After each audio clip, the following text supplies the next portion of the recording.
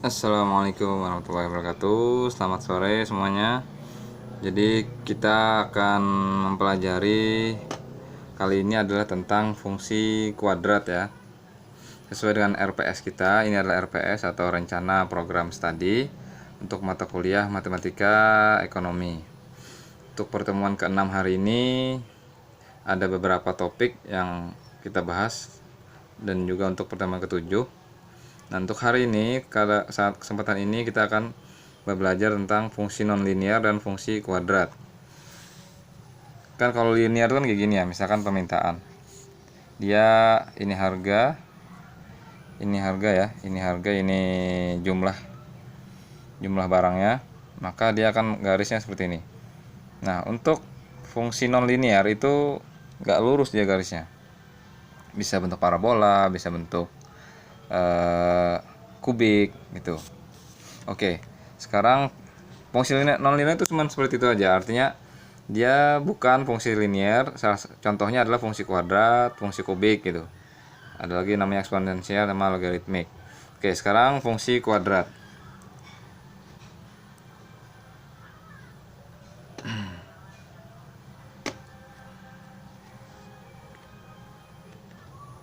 Oke, untuk fungsi kuadrat kita langsung ke contohnya aja ya. Nanti akan kembali ke teori.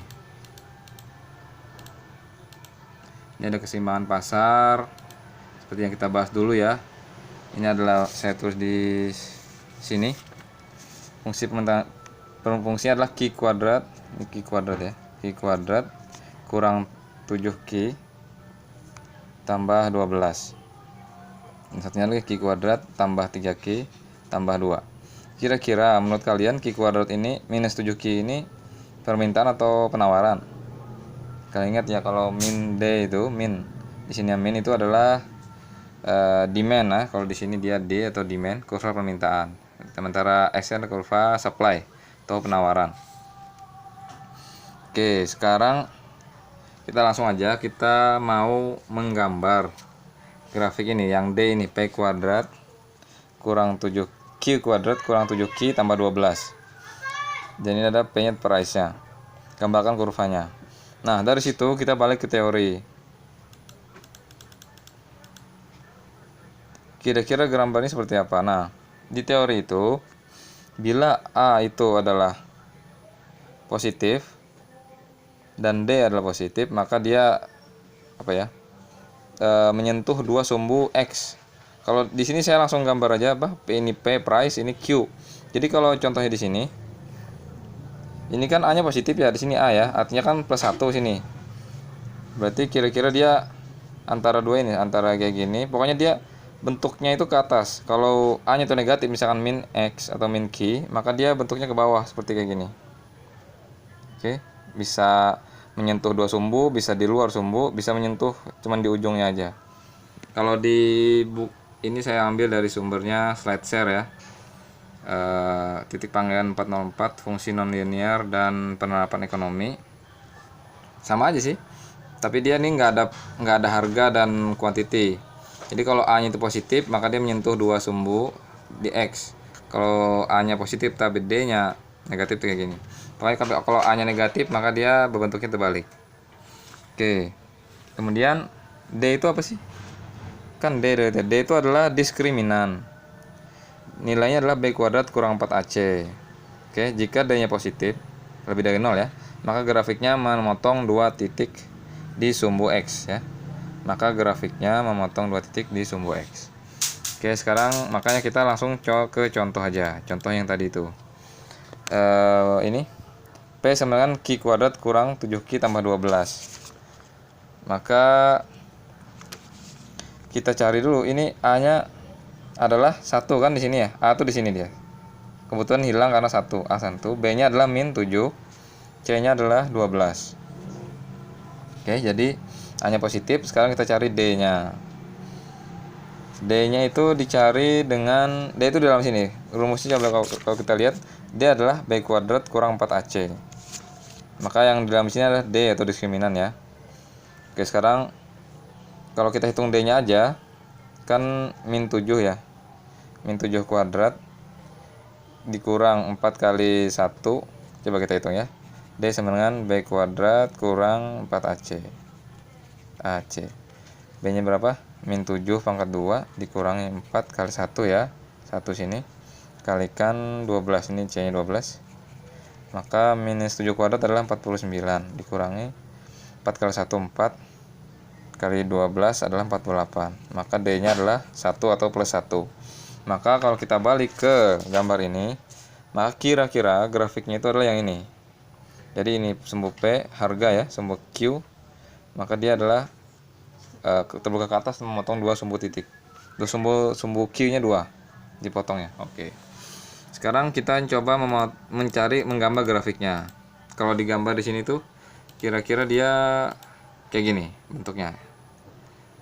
Oke. Sekarang langkah-langkahnya itu ada di sini. Menentukan titik potong dengan sumbu X dengan syarat Y sama dengan 0. Jadi kalau kita untuk menentukan titik potong itu, yang pertama nih, dan saya pengen kalian semua ingat ya, jangan sampai lupa. Persamaannya kan ini nih. P kuadrat P sama dengan Q kuadrat kurang 7Q tambah 12. Ini kalau di Y dan X kan kayak gini.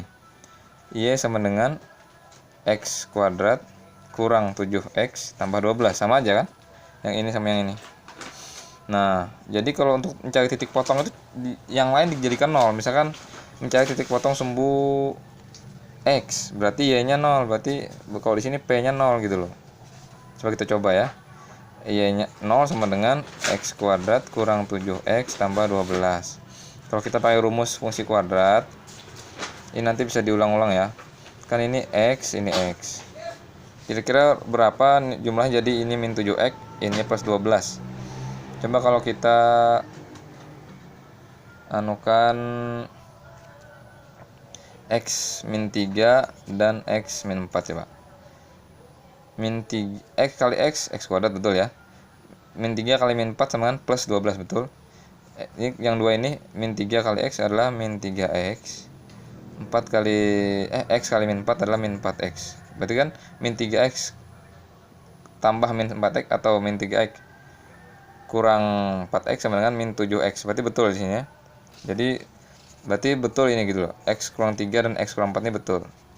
Berarti kalau ini berarti X sama dengan 3 atau X sama dengan 4. Nah, selain rumus ini, cara ini kita juga bisa mencari cara kedua. Khususnya kalau pakai cara gini dia nggak pas gitu loh, bisa juga. Nah, caranya adalah dengan rumus ABC namanya. X12 sama dengan min B plus minus diskriminan ya, atau B kuadrat min 4AC dibagi 2A. Ingat ya, pakai kita masukkan contoh langsung tadi ya, A1 B min 7 C 12.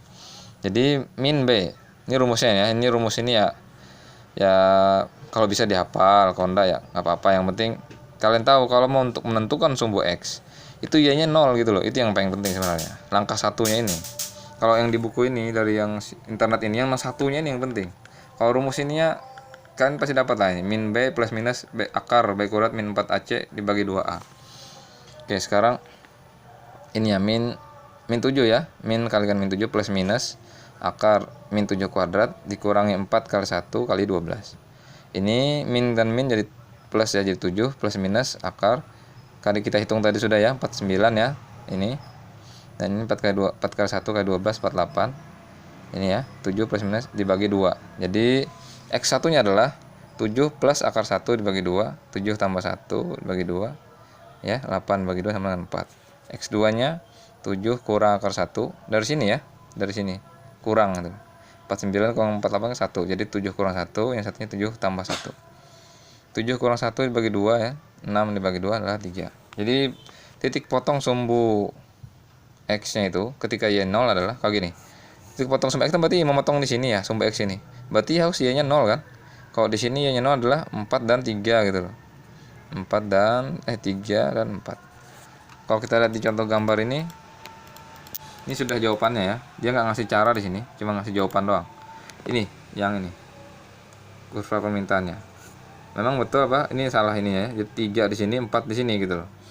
Dan sumbunya itu memotong 2 kali di sumbu di Q atau sumbu X nya. Kenapa? Karena dia A nya positif, sementara diskriminannya juga positif.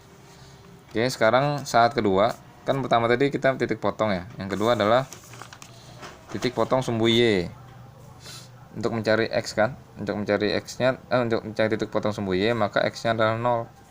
Kayak gini tadi kan, Q kuadrat kurang 7Q tambah 12, ini ya dinolkan gitu loh. 0, 7 kali 0 tambah 12, maka 0 kurang 7 kali 0 kan 0 juga, tambah 12 berarti Y nya atau P nya di sini adalah 12.